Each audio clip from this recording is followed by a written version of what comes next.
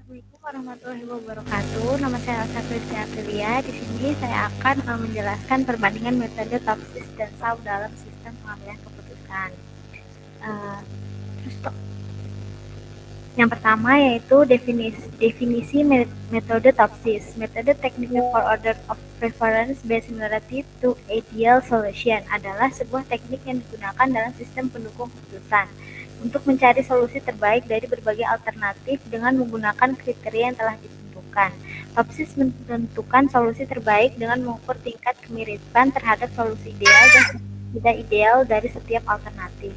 Metode Topsis sangat dipertimbangkan untuk digunakan dalam pembuatan sebuah sistem pendukung keputusan dikarenakan memiliki kemampuan untuk mengelola masalah yang dikompleks dalam berbagai bidang seperti perencanaan strategis, manajemen, sehingga menghasilkan solusi yang bersifat objektif, tidak terpengaruh oleh subjektivitas, dan dinilai realistis dibandingkan metode lain. Sebentar ya, aku matikan mikrofonnya dulu.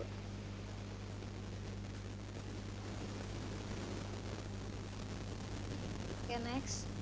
Selanjutnya yaitu ada tahapan metode Topsis. Adapun langkah penyelesaian dalam metode Topsis yaitu yang pertama membuat matriks keputusan yang ternormalisasi. Yang kedua, membangun matriks bobot ternormalisasi solusi ideal positif A+ dan negatif A-. Yang ketiga, menentukan matriks solusi ideal positif dan matriks solusi ideal negatif. Nah, di sini ada perhitungan persamaannya, yaitu A+ sama dengan Y1+, Y2+, dan seterusnya. Dan A- sama dengan Y1-, Y2-, dan seterusnya. Nah, dan di sini telah dijabarkan dua rumus, yaitu YJ+ sama dengan max YIJ. Jika J sama dengan keuntungan, maka minimal YIJ jika J sama dengan biaya, dan YJ min yaitu min YIJ jika J sama dengan keuntungan, dan max YIJ jika J sama dengan biaya. Dan yang keempat yaitu menghitung jarak antara nilai setiap alternatif keputusan dari solusi ideal positif dan negatif. Selanjutnya, yang kelima menentukan nilai preferensi untuk setiap alternatif. Kemudian di sini telah dirumuskan persamaan, yaitu VI sama dengan DI dibagi DI min ditambah D plus. Selanjutnya yaitu tahapan metode SAW. Untuk adapun langkah penyelesaian dalam yang kedua yaitu pembahasan studi kasus. Di sini saya mengambil salah satu jurnal dengan judul Penerapan Metode Topsis pada Sistem Pendukung Keputusan Pemilihan Media Pembelajaran Online. Media pembelajaran online dapat dijadikan sebagai sarana komunikasi audio-visual yang memanfaatkan teknologi informasi dan komunikasi untuk mempermudah proses pembelajaran di kelas dan meningkatkan efisiensi dalam proses pembelajaran. Pemanfaatan media pembelajaran online kini sangat diminati dikarenakan banyaknya pihak sekolah yang mulai menerapkan belajar dari rumah menggunakan media pembelajaran online. Dengan adanya media pembelajaran online membuat komunikasi antara guru dan murid dapat tetap dilakukan. Banyak pilihan platform media pembelajaran online yang bisa diakses secara gratis dan lebih mudah mendukung proses belajar mengajar. Nah, di sini yaitu ada langkah-langkah selanjutnya untuk kita menentukan menggunakan metode Topsis. Langsung saja saya jelaskan dari Excel. Nah, kemudian ini adalah Excel-nya. Nah, di sini telah dijabarkan beberapa tabel yang saya juga masukkan ke dalam Excel.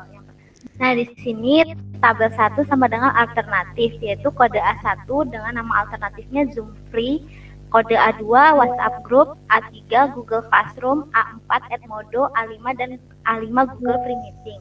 Dan tabel B-nya itu sebagai alternatif. Untuk kode alternatif 1 sama dengan A1, 2A2, 3A3, 4A4, dan 5A5.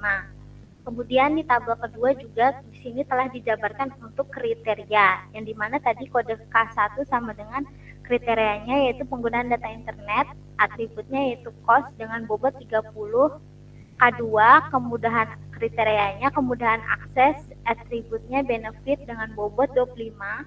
Untuk kode K3 kriterianya kapasitas pengguna, atributnya benefit, bobotnya 20. Untuk K4, kriterianya batas waktu akses, atributnya benefit, bobotnya 15.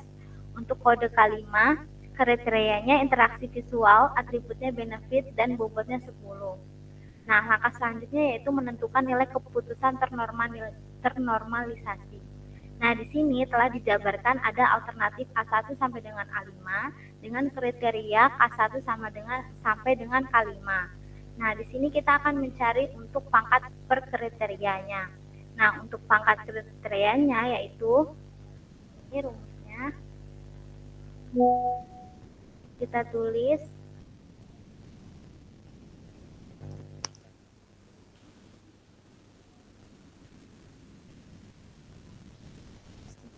sama dengan. Nah, di sini kriterianya yaitu kita masukkan K1 kriteria 1 dikuadratkan 2. Kemudian kita tambah kriteria 1 alternatif 2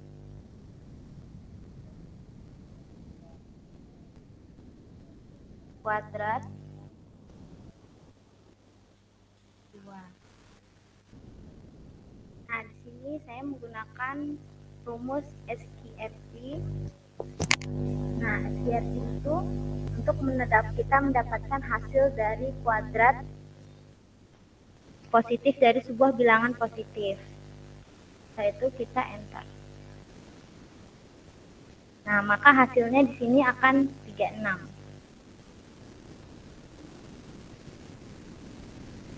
36 sama dengan pangkat per kriterianya. Tinggal kita tarik aja ke samping, maka hasilnya akan sama.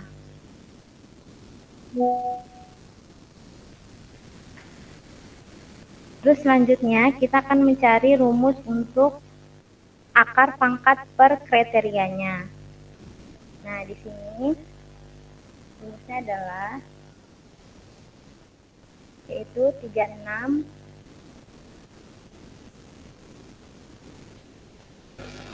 kita pakai rumus SQRT dengan 36 pangkat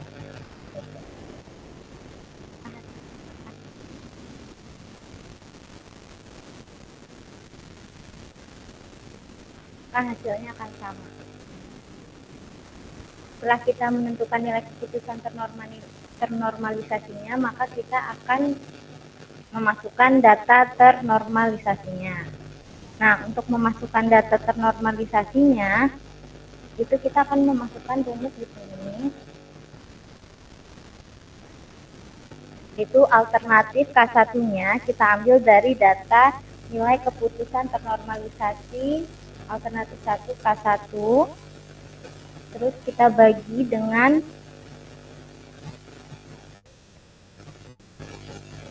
akar pangkat per kriterianya.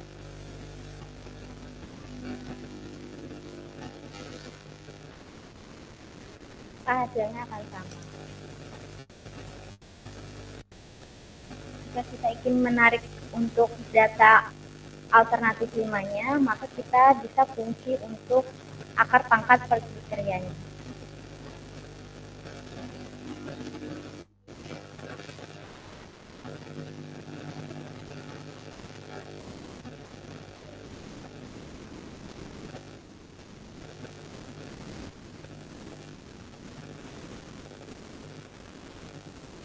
Untuk kriteria 2 alternatif 1-nya juga kita tarik dari nilai keputusan ternormalisasinya.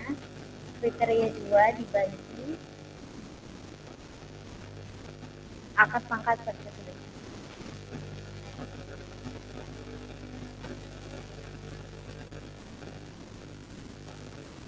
Ini Bu. Nah, selanjutnya setelah kita memasukkan atau menentukan data ternormalisasi, kita akan menentukan data normalisasi terbobotnya. Nah, untuk data normalisasi terbobotnya itu kita ambil dari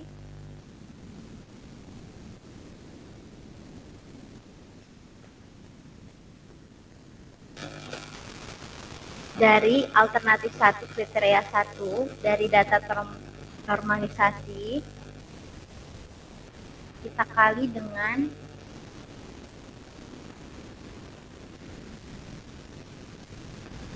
nilai bobot pada tabel kriteria, yaitu kriteria 1 bobotnya 30. Nah, maka kita akan dapat nilainya 5. Untuk mendapatkan alternatif 2 sampai 5, kita cukup untuk mengkunci nilai bobot dari kriteria 1.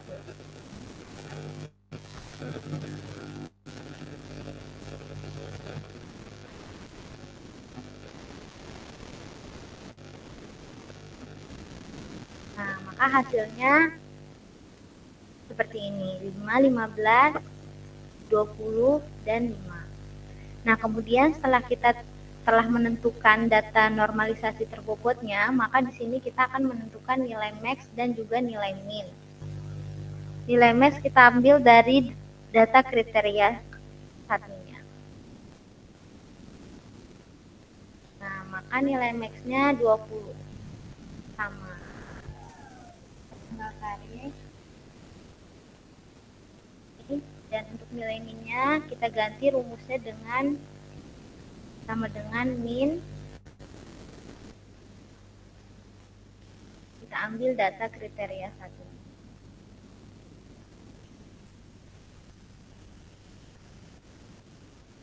Ya. Nah, selanjutnya kita akan melakukan hasil perhitungan dari D plus dan juga hasil perhitungan dari D min. Nah, untuk hasil perhitungan dari D plus itu kita menggunakan rumus SQRT. Sini kita buka kurung. Kita ambil nilai max-nya dari kriteria 1. Untuk nilai max-nya kita kurangin dari normalisasi terbobot kriteria 1. Nah, untuk dari hasil perhitungan D plus ini, kita menggunakan rumus SQRT. Nah, yang dimana untuk rumusnya kita masukkan nilai max. Nilai max dikurang dengan nilai normalisasi terbobot dari K1. Nah, terus habis itu untuk D2 plusnya kita masukkan nilai dari max-nya kriteria 2 dikurangin dari nilai normalisasi terbobot yang A2.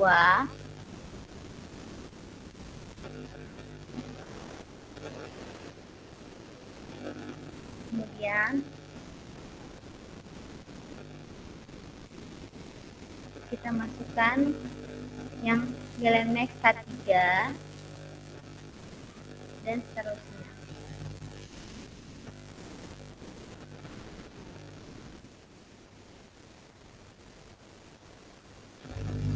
Nih, ini untuk D1 plus.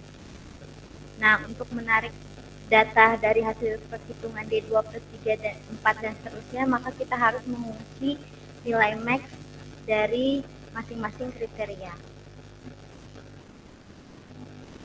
Nah, selanjutnya kita akan melakukan perhitungan D min. Untuk D min, itu rumusnya sama kayak D plus. Cuma yang membedakan adalah di sini kita menarik data nilai min-nya.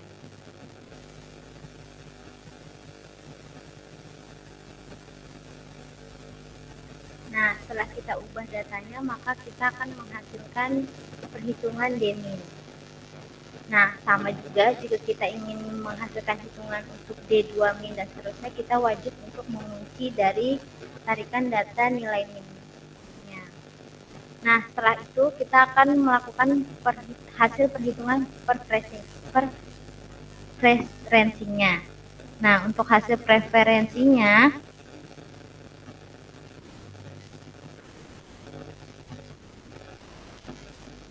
itu rumusnya adalah sama dengan kita tarik data untuk dari hasil hitungan D min, kita bagi dengan D1 min ditambah dengan D1. Nah, maka akan keluar untuk hasil perhitungan preferensinya. Tinggal kita tarik aja. Nah, setelah kita mendapatkan hasil perhitungan preferensi, maka kita akan menentukan perankingan dari alternatif. Ini rumusnya rank. Kita tarik rank, baru kita koma,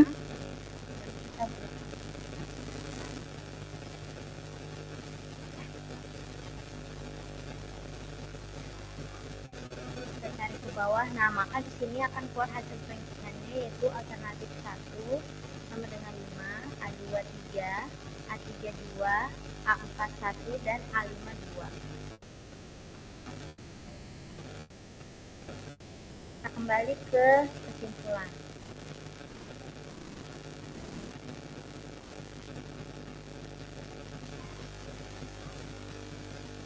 Nah, untuk kesimpulannya,